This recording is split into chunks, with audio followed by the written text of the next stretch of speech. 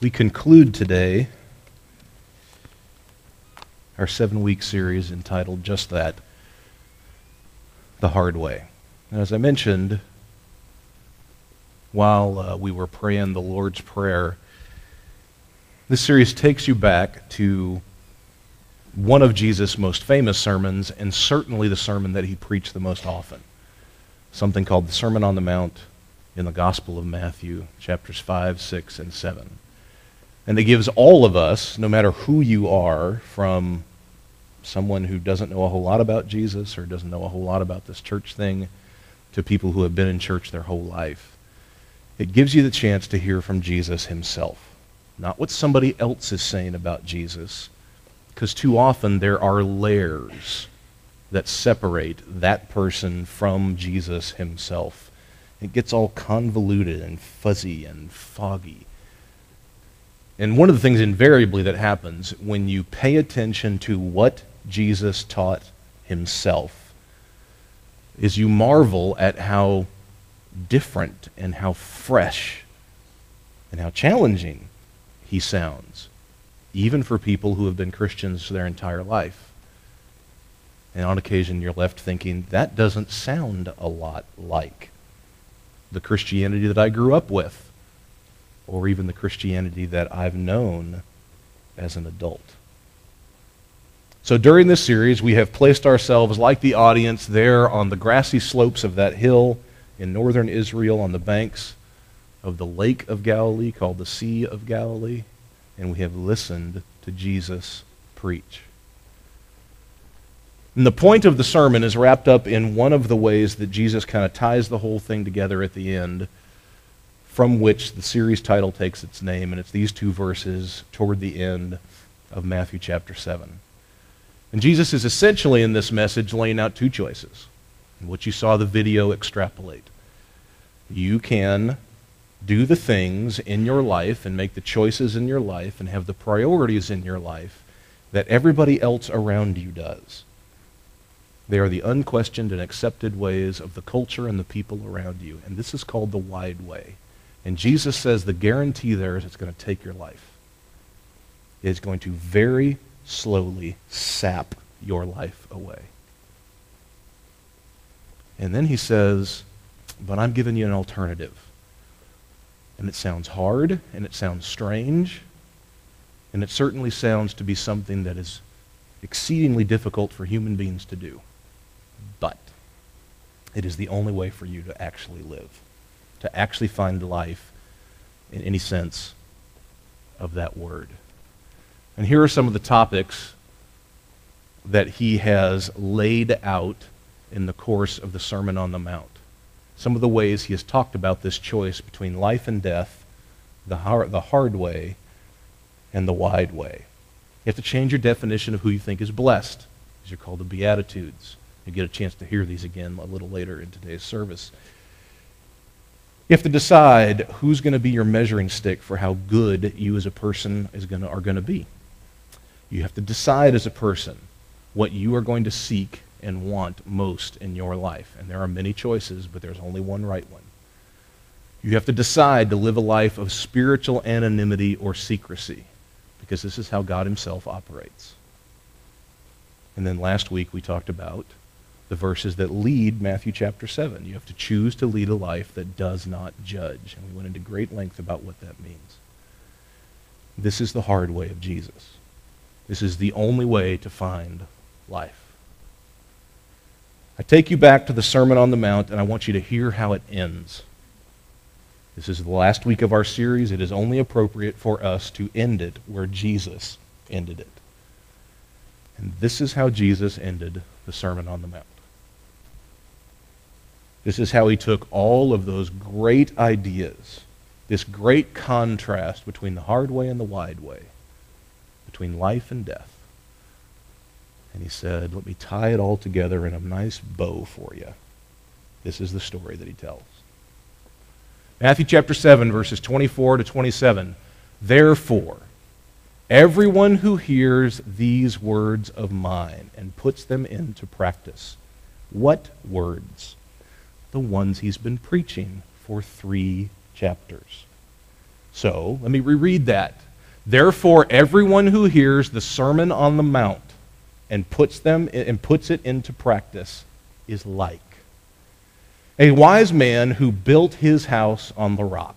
The rain came down, the streams rose, and the winds blew and beat against that house. And yet it did not fall, because it has its foundation on the rock. But everyone who hears these words of mine and does not put them into practice is like a foolish man who built his house on the sand.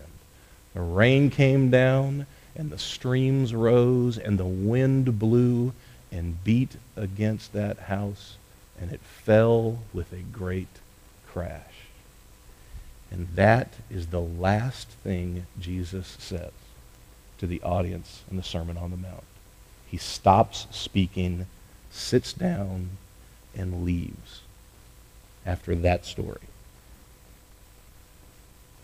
Let me put you back in the place of his audience. And I want you to hear this like someone would have 2,000 years ago, which means you have to listen like somebody who lived in northern Israel around the Sea of Galilee, like Jesus himself did, because many of the things that Jesus says, especially many of the illustrations or word pictures that he uses, are drawn out of that setting, that culture, that geography. Like, for instance, you might remember earlier in the Sermon on the Mount, he says that his people, his followers, are going to be like a city set on a hill. Well, guess what? In northern Israel, in the Sea of Galilee, there is a city set on a hill. There isn't anymore. There was at the time. And it would light up at night like a Christmas tree, and everybody for miles around could see it. So everybody knew what he was talking about. This is like that too. For starters, the whole idea of being built on the sand or the solid ground, that's something that even the other religious or Jewish teachers of Jesus' day taught about often.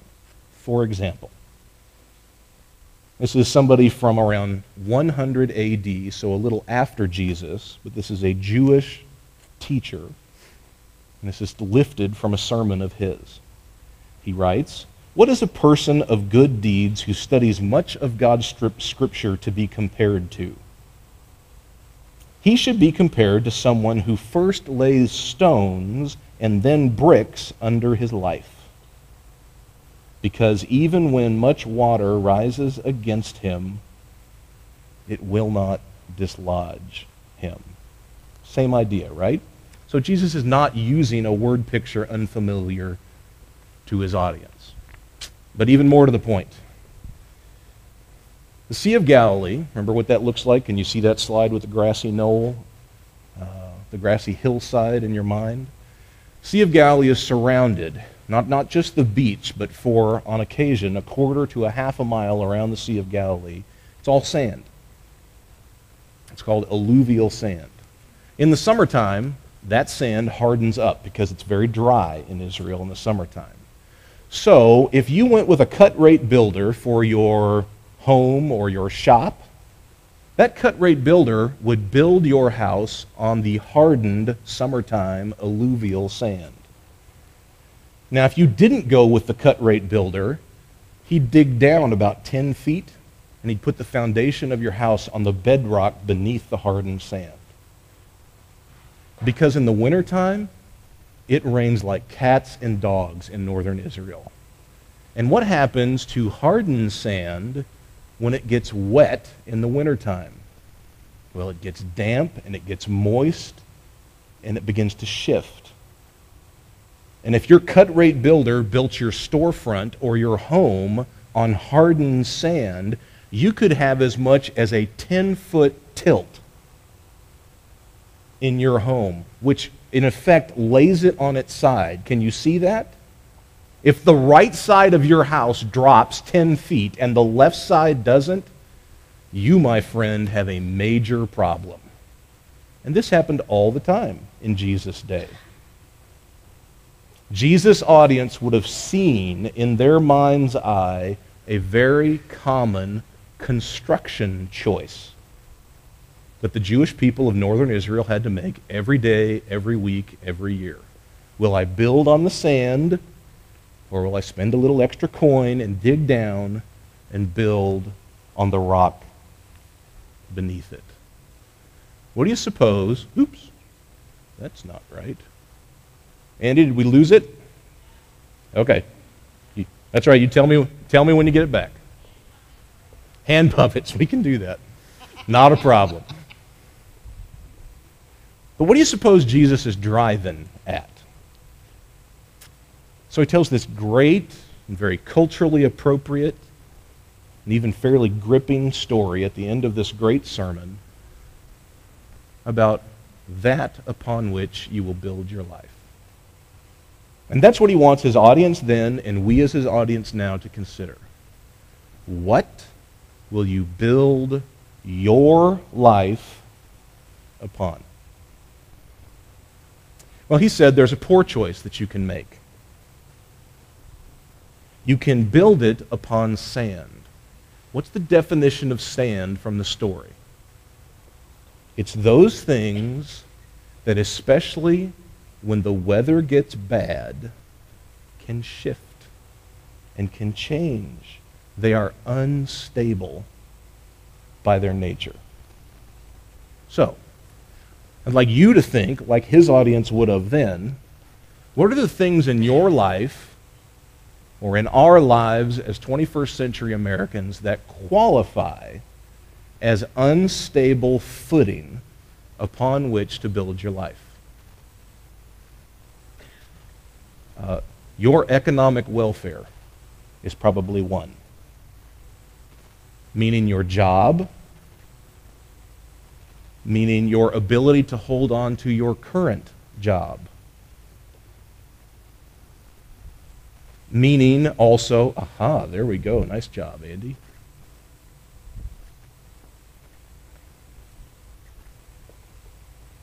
All of us are learning that lesson right now in the downturn of the American economy, are we not? How many people have found out that their rock-solid investments, their rock-solid 5-year plan for their family and their employment have gone up in smoke? There are related workplace matters. Can you bank your life on a promotion if you lose one boss and gain another? Well, the answer is no. Can you bank on a career change making all the difference in your life? Well, the answer would probably be no. What about love? Can you bank on your spouse? What do you think? Do you think it's fair to put the pressure on your spouse to be the bedrock of your life? Let me submit to you, I think the answer is no. Doesn't mean you shouldn't expect your spouse to care and to respect you. Doesn't mean your spouse should not expect that of you. But if you are asking them to be the bedrock, the rock of which Jesus speaks in this story, the answer is no. That is unwise. Even your spouse can be shifting sand. Their health can change. Other circumstances in your life can change. You will age together, and you will have to weather those shifts and those rites of passages together. Relationships, even with the best spouse, shift. Back and forth, close and not. But your kids, can you do that to your kids? I know many a parent, many a mom who does. Can you expect them to be the rock of your life, the one stable thing in your life that gives you joy? Gosh darn it, your husband doesn't pay attention to you. You're alone at home as a homemaker. You feel bored and lonely all at once. But you got your kids. And gosh darn it, you're going to give them the best life that you possibly can. And you have high expectations for them. And you want them to be good children. None of this sounds terrible, right? Can you ask your kids to be the rock of your life that does not move, from which you derive your emotional and spiritual well-being? Can you do that? Many of us do. No. Your kids are unstable.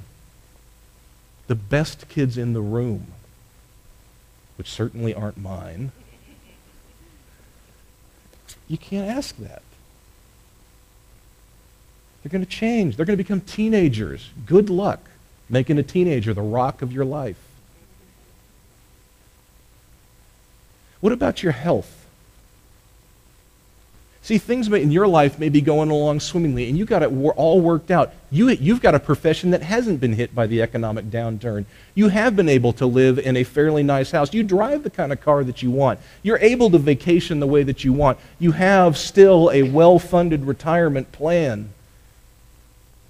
And so you have a fairly quiet but smug notion that, man, I don't know what all these other people are doing or how hardship has hit them, but gosh, I'm so glad it's missed me, and maybe I'm doing something right that they're not. Okay, well, age is going to fix that for you. You just let enough time pass, and you're going to start to lose your health. Don't believe me? There are people here you can talk to who can tell you that. It'll begin to slip. Or there's just something around the corner that you can't anticipate. It's going to grab you. There is no one so big that there is not a problem around the corner that's even bigger than you. Is it wise to make the rock of your life your ability to scratch out and to claw out the kind of life that you want? What you hope for or what you've already done for yourself? I think that's unwise. Here's the thing, you can fill in the blank. I could go on, by the way. There are so many examples for what you and I are trying to make the rock of our life. Quite frankly, many of us are just trying to get by. We are just trying to figure out a way to make it through each day and each week without going stir crazy or being bored to death. And while that may not sound like much, that in the end becomes the rock of your life. It's the one thing that you're sure of. It's the one thing that you lean on. It's the one thing you count on. You are just trying to make it through, and Jesus would say that too is sand, and it will give way. When do these things, by the way, tend to give way? When the going gets tough. When there are, according to the story, storms. You want to know what the rock of your life is? You're going to have the most clarity about it when times get tough. Because all the things that you thought were reliable that end up not being reliable, those are probably things that if you're not careful, you were building your whole life around. And then in a season of your life that you couldn't anticipate, when things got thrown up in the air, you find out that that stuff was never reliable in the first place. Oh my. You want to know how you can find out what you are trying to make the bedrock of your life? When things get hard, what do you get the most distressed about? That's a sure sign based on the parable of Jesus. Now here's the converse. Jesus says there is only one choice. One choice. For any person who hears Jesus and says, yes, I believe him and I want to give my life to following after him, Jesus says there's only one choice. What's that choice? Well, he says you have to build your house on the rock, the one thing that will not move. And what specifically is that? Let's not leave it vague, because if we leave it vague, we can fill in the blank with all kinds of things that Jesus didn't mean when he preached the Sermon on the Mount. Let me give you some examples. He didn't mean faith. Well, I need to build my life on trusting God. This is not a bad concept. That is not what Jesus means in the parable, however. Well, I need to build my life on believing in Christ and believing all the things that a good Christian should believe, and maybe even doing some of the things that a good Christian should do. For some of us, we've heard those things from the time that we were knee-high to a grasshopper. Okay, no, that's not what Jesus means either. What did Jesus say? He said, everyone who hears the things that I have taught today, i.e., the Sermon on the Mount, Matthew 5, 6, and 7, everyone who has heard me and puts these things into practice is like a wise man who builds his house on the single thing that will not move, the bedrock that will not be shaken. Which means, if we're going to say that we are followers of Jesus, who listen to him intently and who work hardest in their life at following after him, it means that the rock of our life, the thing that doesn't move, is our commitment to the message that you have heard for 6 weeks from the Sermon on the Mount. It's the only way to understand that parable. So, things like the idea from last week about not being someone who judges and deals with your own baggage before you deal with somebody else's, and understands your own baggage is larger than other people's baggage. Jesus says that is something upon which you can build your entire life, and it will never shake, it will never move, no matter how bad the storms around you get. You build your life around the concept, the counterintuitive concept of the Beatitudes. That I believe that the people in the world who are blessed are the poor in spirit and those who mourn and those who make peace and those who are gentle. And not only will I believe that God will bless me if I do that, I will seek to be someone who blesses other people who are doing that. This is something upon which you can build your life. And it will never shake and it will never leave you. And it is the only thing about which you can say that, according to Jesus. You build your life upon the premise of spiritual anonymity or secrecy. This is the first 18 verses of Matthew 6. I am not going to be a good person, and I'm not going to do good things. I am not going to be a loving person and do loving things for other people to see. I am going to do it for the sake of the person I am loving. I am going to do it for the sake of my Father in heaven, and I do not care who else sees and who else affirms me.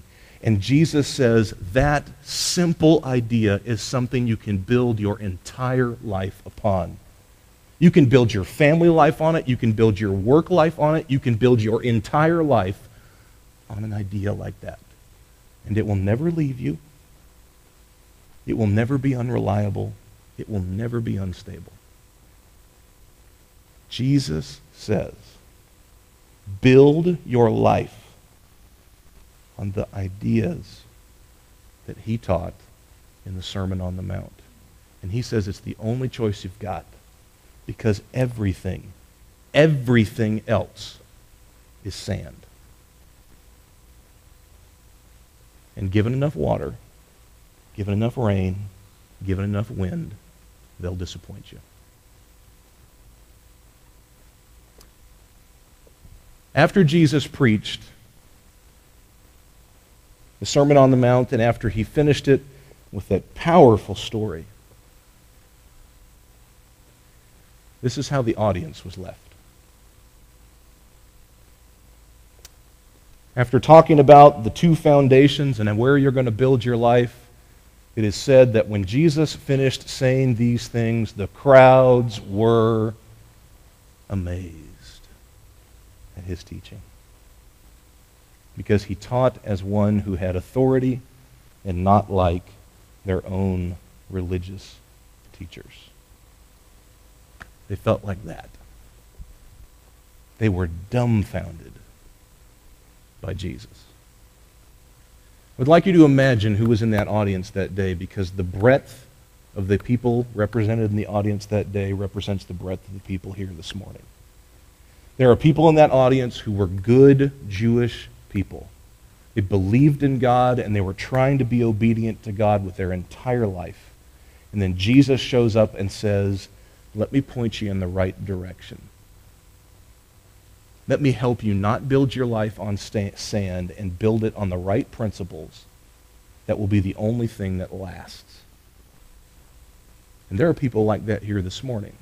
There are people who appear who have been good Christian people and who have sincerely tried to follow Jesus and live his way their entire life. And for some of you, it's been 6 decades or more.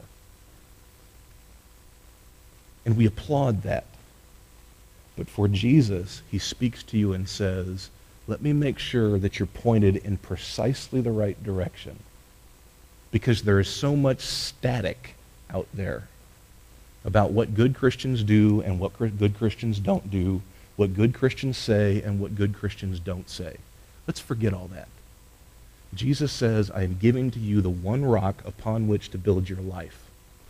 And since it's me who's talking, nobody else matters. So for you, devout Christian, listen to Jesus and be amazed at what he says are the most important things you could ever do with your life. For those of you who don't know much about Jesus, you may be someone who has heard a lot about Jesus, and frankly, it's turned you off more than it's turned you on. Just listen to Jesus himself. Forgive his people who sometimes get in his way. Just listen to Jesus. And the offer Jesus makes to you is, there is one rock upon which to build your life. And it is the rock of the teaching of the 3 chapters of the Sermon on the Mount. Build your life on being that kind of person. This is the offer of Jesus. And stop believing that you can build your life on any other priority or any other endeavor. Because in the end, it is all sand that is going to let you down. And then there are others of you in the room, just like there would have been people in the audience that day, who, in Jesus' day, you would have called them marginal Jews. They would have been people who would have been Jewish by ethnicity, but they were the people who only went to synagogue, their version of church, every 2-3 months when their mother drugged them by their ear. They were the people who may have said the right thing in public, but behind closed doors they were unethical and they were mean-spirited. And you couldn't tell the difference between them and the most pagan person in the room back then. And there are people like that in the room today. There are people in the room who, like 85% of all Americans, would have said, I'm a Christian. To you, I would say, really, by whose definition? By yours? I'm not buying yours, respectfully. Because I don't buy the American definition of what it means to be a Christian. Let's listen to Jesus, since he is, after all, the Christ in the whole Christian thing, and let's ask him what his definition is. And you've heard it for 7 weeks. Jesus' definition of a Christian is, you say to Jesus, I understand. The only rock upon which I can build my life is your teaching. This hard way, this narrow way that you have laid out that leads to a life I cannot imagine, that is different but better than anything I've ever seen. I get it. It's believing different things about who's blessed. It's believing that spiritual secrecy and anonymity is best. It's believing that seeking first the kingdom and God's righteousness and nothing else is best. It's believing that judging not so that we are not judged is best. I'm telling you, marginal Christian, you need to listen to Jesus and be amazed like his audience that day. You need to listen and choose. Are you going to continue to have a poor, inadequate definition of what it means to be a Christian, or are you going to make the choice that Jesus is pleading for you to make? Give your life to what he has taught, and you will find it is the rock beneath your feet that never moves, that cannot be shaken. What will you do? What will you do?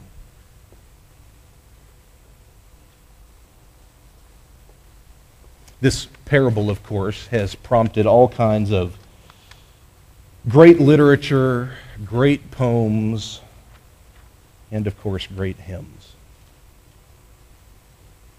And the one that is most famous that this story from Matthew 7 has spawned is entitled, "My Hope is Built on Nothing Less." This is from the mid-1800s in England. And for many of us who have grown up in church, we know this song. We could sing this song. I won't make you do that. This is written by an English pastor named Edward Mote, and is certainly his most famous hymn. And this is how he puts in an old hymn the message of Matthew 7, 24 to 27. My hope is built on nothing less than Jesus' blood and righteousness. I dare not trust the sweetest frame, but wholly trust in Jesus' name. When darkness seems to hide his lovely face, I rest on his unchanging grace. In every high and stormy gale, my anchor holds within the veil. On Christ the solid rock I stand. All other ground is sinking sand. All other ground is sinking sand. Let me pray for us.